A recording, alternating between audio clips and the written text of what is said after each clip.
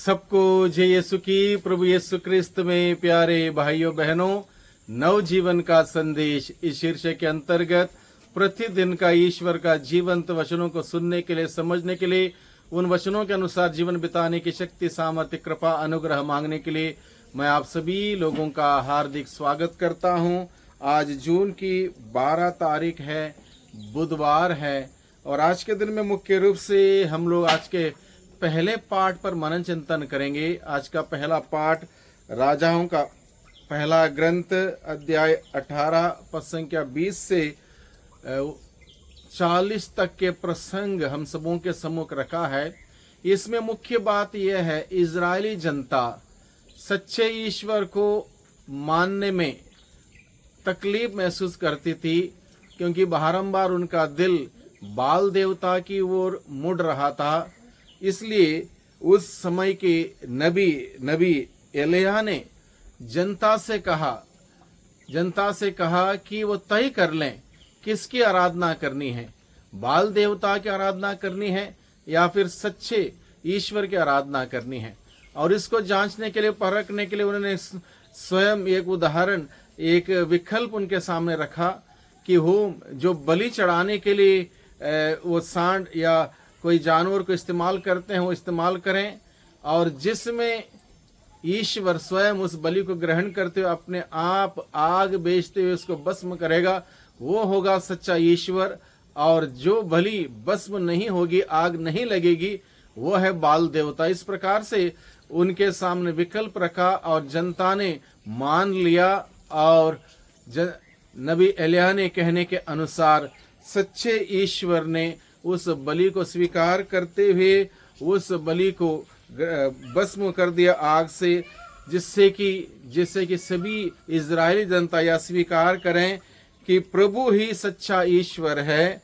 इस प्रकार उनका हृदय फिर अपनी ईश्वर की ओर अभिमुख हो जाए, और ऐसा ही हुआ।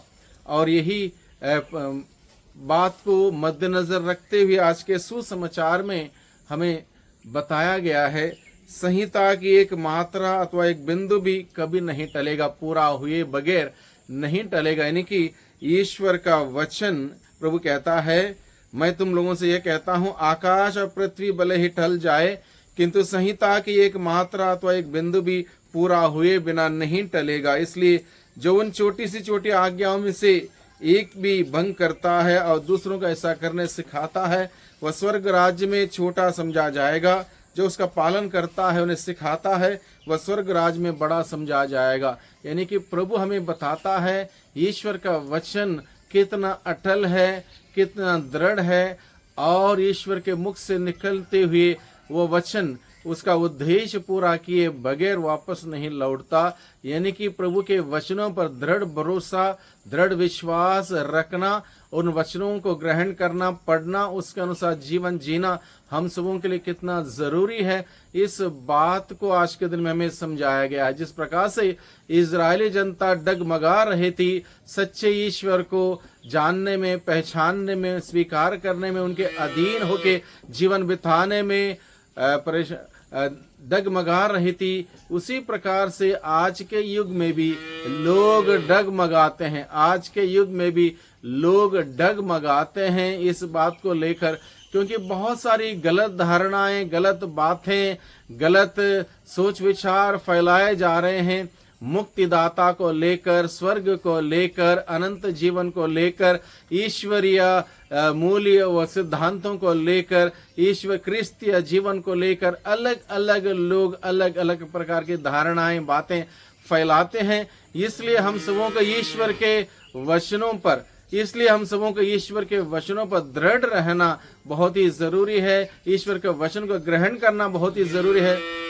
ईश्वर के वचन को ग्रहण करना बहुत ही जरूरी है, उसके अनुसार जीवन बिताना बहुत ही जरूरी है। इसलिए हम लोग आज के दिन में प्रभु के वचन को ग्रहण करें। प्रभु स्वयं हमें बताता है, मैं संहिता को रद्द करने नहीं आया हूं, बल्कि संहिता में जो कुछ भी अधूरा है उसको पूरा करने के लिए आया हूं। प्रभु यीशु मसीह परिपूर्णता से भरे हुए और प्रभु से ही हमें परिपूर्णता मिल सकती है। जो अधूरा इंसान है उससे अधूरा ही मिल सकता है। इसलिए प्रभु यीशु में हम विश्वास करें, प्रभु के वचनों पर विश्वास करें, प्रभु जो परिपूर्ण है उस परिपूर्ण प्रभु के पास जाएं, वही हमारा अधूरेपन को दूर कर सकता है। उसका संदेश ग्रहण करें, उसका वचन ग्रहण करें और उसका जीवन ग्रहण करें, उस जीवन को जीने का प्रयास करें। प्रभु का वचन में बताता है कैथोलिक कलीसिया परंपरा और ईश्वर का वचन दोनों को मानती है, दोनों को मानती है और दोनों का मानना जरूरी है। दोनों के द्वारा हमें ईश्वरीय राज्य के रहस्यों का हमारे सम्मुख रखा गया है। दोनों को हम लोग माने, ना केवल वचन बल्कि परंपरा से जो शिक्षा हमें दी जाती है उसको भी हम माने, और आज्ञाओं का पालन करने से ही इंसान धार्मिक बनता है। इसलिए आज्ञाओं का पालन करें, ईश्वर से प्रेम करें, उस प्रेम का जीवन को जिएं, उसी को एक दूसरे के साथ बांटें और इस प्रकार से ईश्वर के नाम की महिमा करें। वही प्रभु हम सबों को उसके वचनों को जानने के लिए, सुनने के लिए, समझने के लिए, पढ़ने के लिए, अध्ययन करने के लिए, मनन चिंतन करने के लिए और उन वचनों के अनुसार जीवन बिताते हुए प्रभु को और गहराई से जानने के लिए, प्रभु को और गहराई से अनुभव करने के लिए, प्रभु का जीवन जीने के लिए हम सबों को मदद करें। इसलिए निरंतर प्रभु का वचन सुने, पढ़ें, ग्रहण करें, अध्ययन करें और उसके अनुसार जीते हुए प्रभु के नाम की महिमा करें।